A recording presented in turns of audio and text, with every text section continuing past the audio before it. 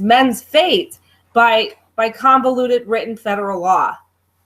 Right. And really, I would go as far to say what we've seen from these public officials, from the FBI, and right up to these courts.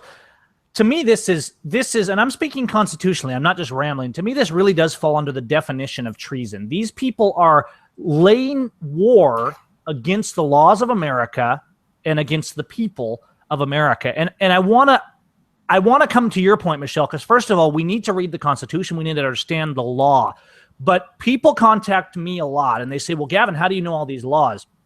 And I really make lawyers mad because, because I know the law. Most of the time, I know the law better than the lawyers. And what I've realized is for most of the lawyers, and we have exceptions to this, but for most of the lawyers, they didn't really learn law. They learned protocol, manipulation, procedure, and games is really what most of them learned.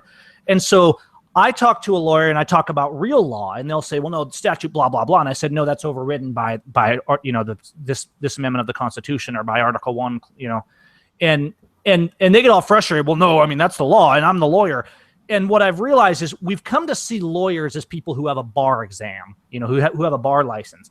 And even my lawyer argued against this in my case because Stephen Pidgeon even recognized that this is a farce. There was no bar in 1775. A lawyer is someone who understands the law. So we have an immense number of the civilianry that are far more lawyers than most of the people calling themselves lawyers that are running these courtrooms and that are prosecuting. But of course, if you show up to represent, you'll end up with a gun in your head and be locked in a cell too, even though it's completely contrary to the Second Amendment. So, but to your larger, I mean, not the Second Amendment, the Sixth Amendment.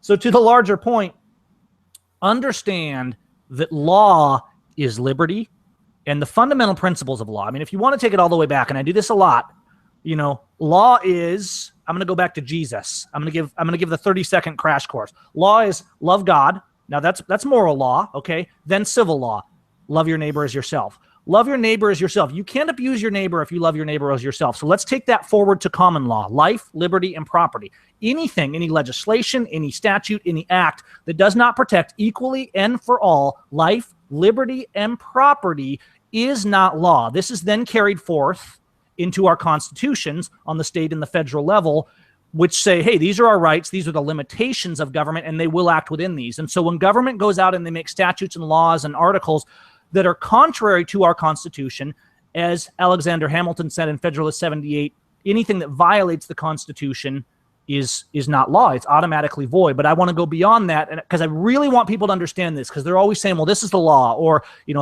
this person can't own a gun, or they get to restrict this. No, shall not means shall not. And I love John Locke's quote. This is before the Constitution. This is 1600s. But his political philosophy is a lot of what our Constitution was founded on. And listen to this. It's Old Englishy, but listen. Wherever law ends, tyranny begins. If the law be transgressed to another's harm, and whosoever in authority exceeds the power given to him by the law, parentheses, our Constitution, and makes use of the force he has under his command to compass that upon the subject, which the law allows not, our rights, the Constitution, life, liberty, and property, close parentheses, ceases in that to be a magistrate, and acting without authority may be opposed as any other man who by force and rate invades the right of another. These judges are not acting in law. We have to show up in court because the gun is to our head, but we need to understand as Americans what our rights are, what law is, and we need to understand that when judges and magistrates and politicians act outside, wholly outside the authority of law, what they're doing is not law, it's lawless legislation, and the people need to oppose it with principle and liberty. That's good, Gavin. So, all right, is there anything, were you able to visit with David or any of the Final Four, Michele, or? So no, I wasn't able to visit with them because you have to be on the list, first of all. Okay. And then secondly, it takes time. So I think they went through their process late Thursday, because you got to think from our ride Burns to by the time we got to the jail, it was like 8:30 at night. And so they have to put a request in by some kind of slip for who can talk to them and who can visit with them.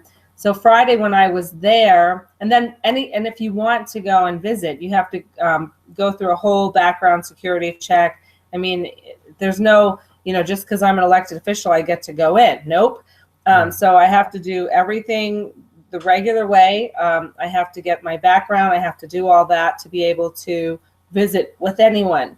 I got to visit with Ammon Thursday night because of his attorneys. I got to visit with Cliven because Cliven was smart enough. The first thing he did was put me on the list. Now, how is Cliven doing? Because he's older than a lot of the folks that are in there, and you know how he's holding up.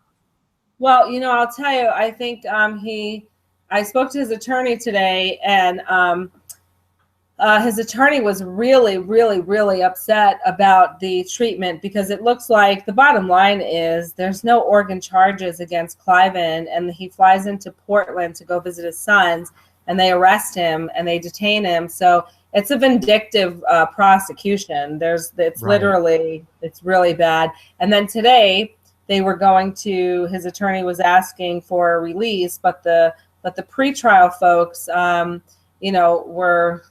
did not recommend it, and the judge wouldn't hear of it. And I don't know who the judge was today because his attorney was trying to get me on the phone, and the prosecutor had agreed, according to the attorney, for me to be on the phone as a witness. Basically, he's complied with everything in Nevada as far as, if he needed to show up for court or whatever they were doing. I know his attorney here in Nevada. But the bottom line is I wasn't there. I did write a letter for his attorney to present. The judge wouldn't see or look at any of it. So that's where we are.